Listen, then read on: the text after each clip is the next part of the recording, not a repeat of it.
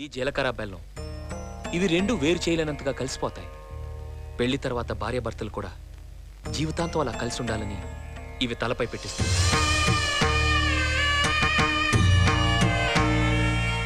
ఇది మంగళసూత్రం. మంగళం అంటే పవిత్రత, సూత్రం అంటే తాడు. ఇది మెడలో పడగానే పెళ్లి అగ్ని కంటే పవిత్రం అవుతుంది.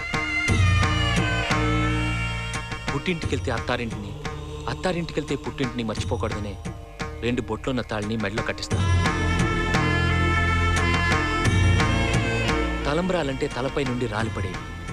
ఆ ఇంట్లో సిరి సంపదలు కూడా అలా వచ్చి పడాలనే తలంబ్రాలు పోయిస్తారు.